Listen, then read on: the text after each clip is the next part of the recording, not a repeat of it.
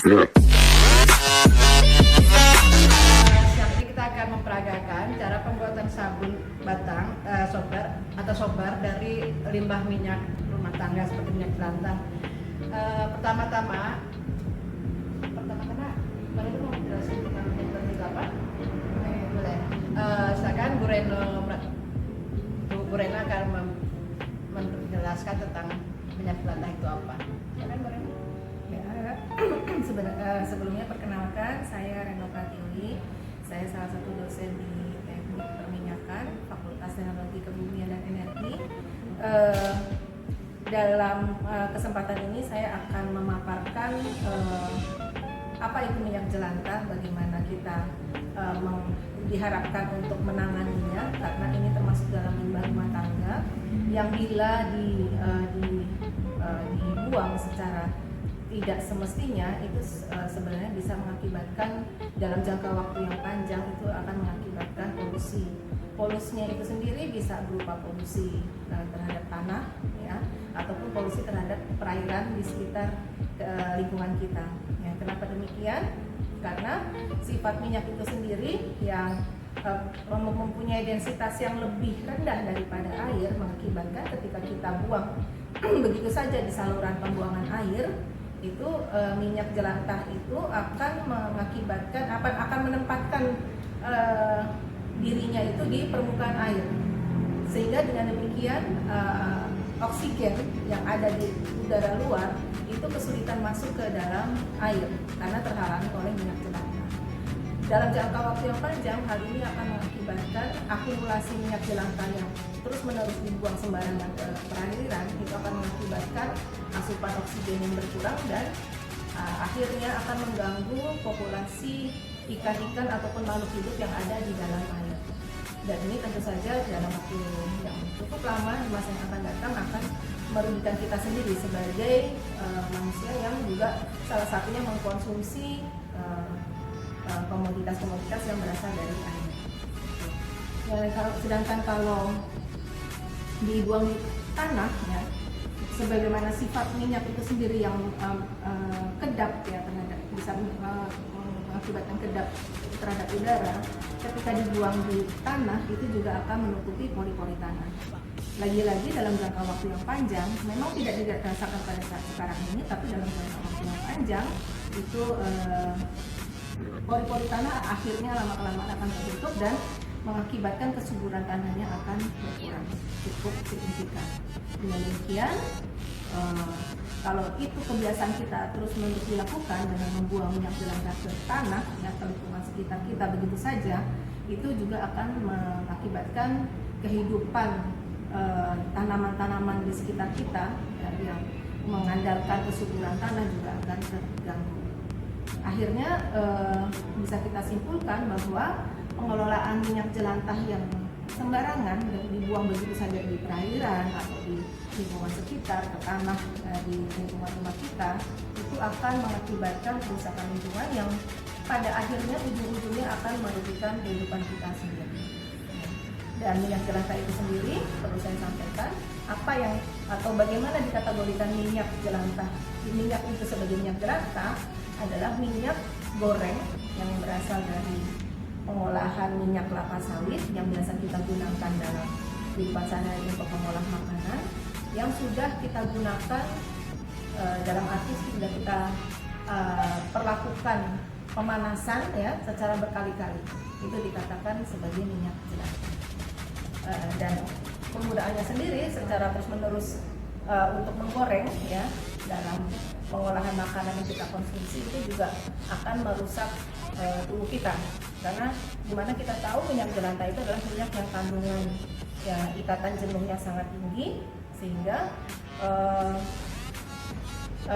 sebagaimana kita tahu kandungan minyak jenuh yang kita konsumsi terus-menerus akan bersifat karsinogen, dalam arti bisa mengakibatkan sel-sel kanker yang tadinya tidak aktif dalam tubuh kita akan bangun, ya, karena sifat karsinogeniknya itu akan mengakibatkan sel-sel kanker dalam tubuh kita akan kembali aktif.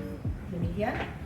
Jadi mengapa bahasan ini perlu kita utarakan ya, kita tayangkan ya, kita perluas ya pemahamannya, karena memang dirasa cukup penting kita ketahui selain untuk menjaga tubuh kita ya supaya tidak sembarangan terus-menerus mengkonsumsi minyak yang tidak sehat, dalam hal ini minyak jelantah, juga untuk dalam rangka menjaga lingkungan kita, baik lingkungan perairan maupun lingkungan tanah dalam hal ini. Demikian penjelasan saya tentang pentingnya kita mengolah minyak jelantah. Selanjutnya, bagaimana minyak jelantah bisa dimanfaatkan menjadi komoditas yang berguna bagi kita sendiri, bisa jadi kemudian ketika dikembangkan akan meningkatkan daya ekonomi kita ya, karena bisa kita berdayakan, kita jual ya, mempunyai nilai ekonomi yang cukup tinggi. Itu nanti bagaimana mengolah minyak jelantah menjadi sabun itu akan dipaparkan oleh rekan saya Ibu Polhesti Rusdi. Ya. Sekian, terima kasih. Assalamualaikum warahmatullahi wabarakatuh. Minyak goreng yang tidak bisa dipakai lagi inilah yang kita akan manfaatkan menjadi sabun batang ya, dengan campuran sedikit NaOH dan kita menggunakan juga Aquades. Step-step pembuatannya sebagai berikut. Kita timbang NaOH sebanyak 65 gram,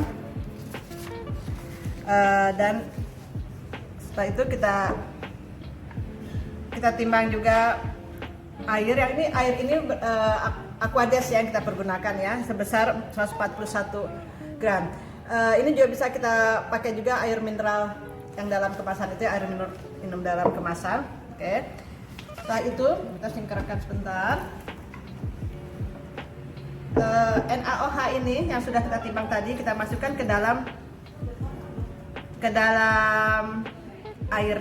Jangan lupa kita menggunakan sarung tangan karena ini panas sekali kalau terpercik ya, dan juga jangan terbalik kalian memasukkan air ke dalam NaOH, tapi yang kita pakai itu adalah memasukkan NaOH ke dalam airnya. Sebentar, saya mesti harus pakai ini juga karena ada udara yang keluar yang sangat menyengat ya.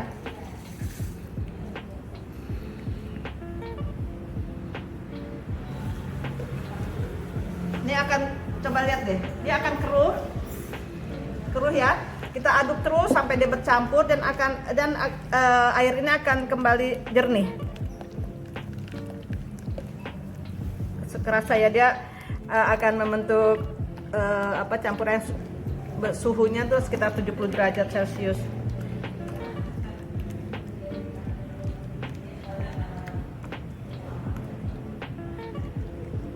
Terus kita aduk sampai dia akan jernih kembali.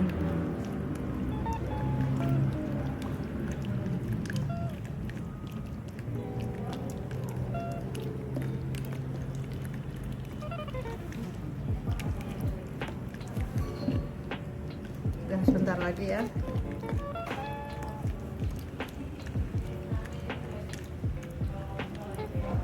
Kelihatan ya uapnya tuh dia keluar, dia sangat tidak bagus untuk saluran pernafasan kita. Jadi kita harus menggunakan masker dan harus menggunakan sarung tangan juga.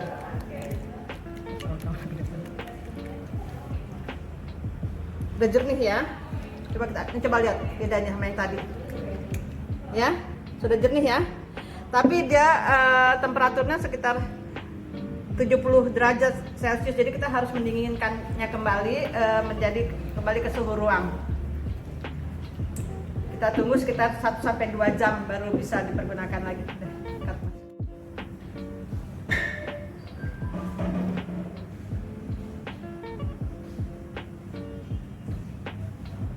Dan air ini yang sudah kembali ke suhu ruang, kita akan campurkan ke minyak jelantah yang sudah kita murnikan dengan memasukkannya dengan arang ya, arang yang sudah menjadi bara itu kita masukkan dalam minyak jelantah dan kita rendam selama kurang lebih 1 hari 1 malam 24 jam ya. NaOH ini kita masukkan ke dalam minyak.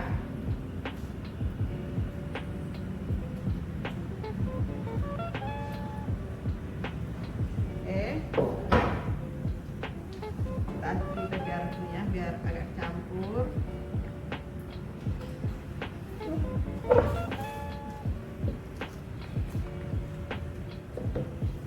kita aduk.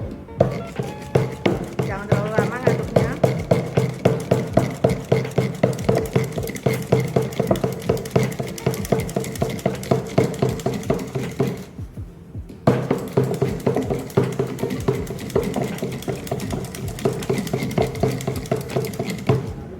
Kita menggunakan hand mixer.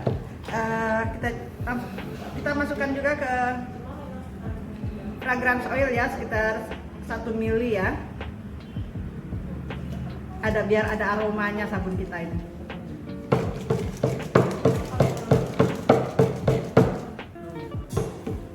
Kalau kurang wangi ya kita bisa tambahkan lagi, itu tergantung selera kita ya, kurang lebih.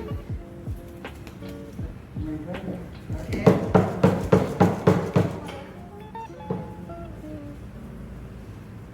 Sudah agak mengental, kita siapkan cetakan dan kita masukkan ke dalam cetakan campuran ini.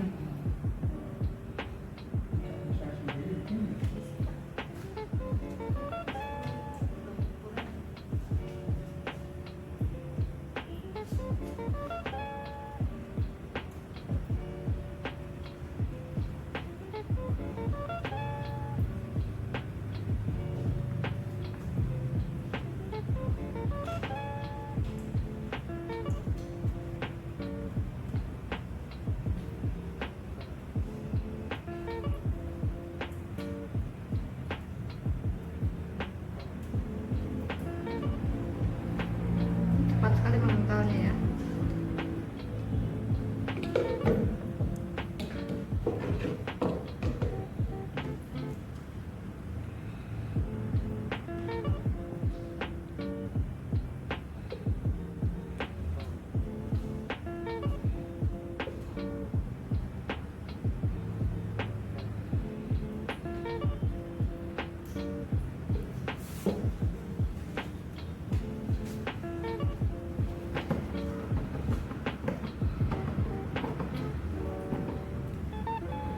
Proses pembuatan sabun ini sudah selesai dan kita memerlukan sabun ini kita tunggu mengeras sampai sekitar 24 jam. Dia akan kita tinggal dalam 1 hari, kita akan kita akan keluarkan dari cetakan besok hari. Dan saya sudah membuatnya di rumah. Hasilnya seperti ini. Setelah 24 jam didiamkan, hasilnya seperti ini. Dia akan cantik, biarpun awalnya dia hitam seperti ini, dan besoknya dia bisa seperti putih ini, dan sudah bisa dikeluarkan dari cetakan. Jadi seperti ini. Ya, cantik. Dan sabun dari minyak jelantah ini tidak disarankan untuk menjadi sabun mandi, jadi bisa digunakan hanya untuk sabun cuci piring, sabun cuci sebet-sebet seperti itu ya, atau sabun cuci pakaian juga bisa, karena kita tidak tahu apa yang yang terkandung di dalam minyak jelantah itu, jadi tidak disarankan untuk dipakai untuk sabun mandi. Dan dia juga bagus dan untuk kulit kita tuh tidak tidak menjadikan kulit tangan kita kering, karena dia pH-nya cukup aman, sekitar 8. Tuh. Pembuatan sabun ini belum selesai nih. Jadi kita pergunakan sabun ini harus melalui proses kuring sekitar minimal 45 hari. Jadi baru kita bisa pergunakan. Oke, sekian pembuatan sabun dari minyak jelantah ini.